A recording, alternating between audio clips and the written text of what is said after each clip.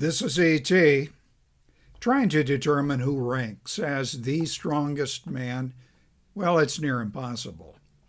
An individual may set records at one or maybe two or three lifts, but not do so well in others. An example would be Olympic lifters. They tend to excel in the clean and jerk and the snatch lift, but don't do so great at powerlifting. And the same vice versa. Now, there are exceptions such as Roy Hilligan and Marvin Eder back in the 1950s, but those are exceptions. Also, some men excel at very heavy single lifts, but they rank far behind if they do multiple repetitions. In other words, they lack stamina. Another problem, anything approaching accurate measurements did not exist until the 1890s resumption of the Olympic Games, and those calculations appear somewhat questionable. So we must try to evaluate using personal recollections of people who were there and their biases, and books and newspaper hype. And that hype was pretty big, beginning with the penny press in the 1830s. But given what we do know, it is possible to make an educated guess. And here is one. This is Angus Macaskill, Scottish-Canadian strongman during the mid-19th century. He is also possibly the tallest man ever who did not have a hormonal problem. He stood 7 feet 9 inches, that's 2.3 something meters, 1 foot taller than the current heavyweight champion of the world in boxing, Tyson Fury, who stands at 6 feet 9 inches. By age 20, McCaskill was so tall that his father had to lift the roof in the family home. At maturity, Angus weighed 425 pounds. That's 192, 93 kilos.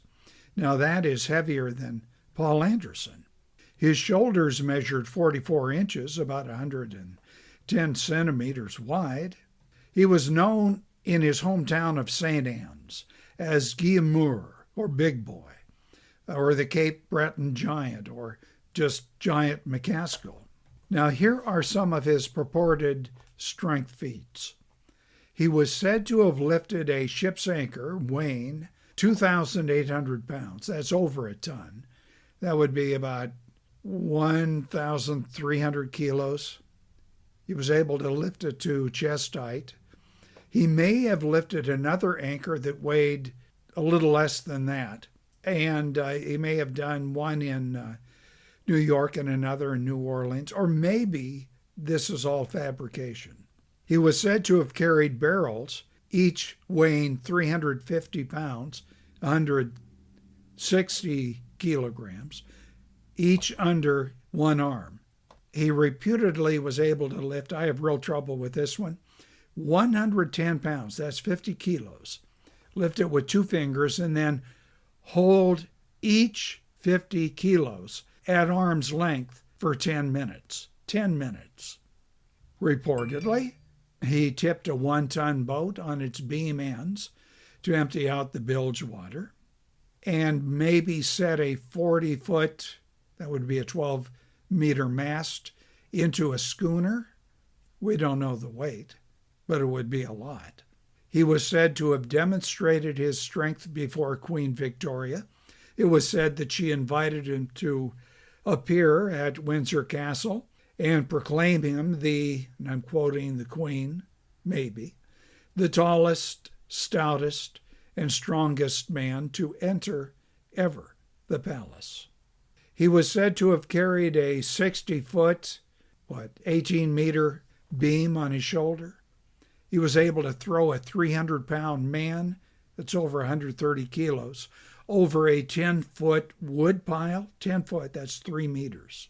And supposedly he pulled the bow off of a fishing boat as fishermen hauled back on the stern. He could lift grindstones. We don't have the weight of those, but probably over a ton. none of these are verified officially, but they are reported to have taken place by many people. So does Angus Macaskill deserve the title strongest man ever? Keep in mind that I am referring only to the strong men that I cover. Most, if not all, are of the pre-anabolic steroid period, those who demonstrated their strength before 1960. I take 1960 because that is the year that SIBA introduced Dianabol. Now, yes, I know anabolics existed in Europe. We know the Soviets used them in the Olympic Games in the mid-1950s and the 1956 Olympics, maybe even in 1952. But in the United States, they were fairly unknown. Also, maybe there are reasons for doubt. No official record exists for McCaskill performing lifts that are popular today. He never did a clean and jerk. He never did a snatch lift. No bench press, no squat, no deadlift. All of which today are carefully weighed and judged by accredited organizations. Also, the stories of McCaskill's lifting, though many were witnessed, were likely exaggerated. We know that he performed in P.T. Barnum's circus. Now, that's an organization noted for exaggeration. P.T. Barnum's motto was, "There's a sucker born every minute." And what appeared in the penny newspapers of the day can't be trusted. They specialized in faked or exaggerated stories. And no reliable record has been found to back up several chapters of McCaskill's biography. We don't know if, in fact, he had an audience with Queen Victoria. We don't know for sure if he lifted anchors or even if he lifted one. On the other hand, McCaskill must have possessed preternatural strength, given just his size, both in height and weight. You'll notice that those who have glandular problems tend to be out of proportion. Well, McCaskill was proportioned normally.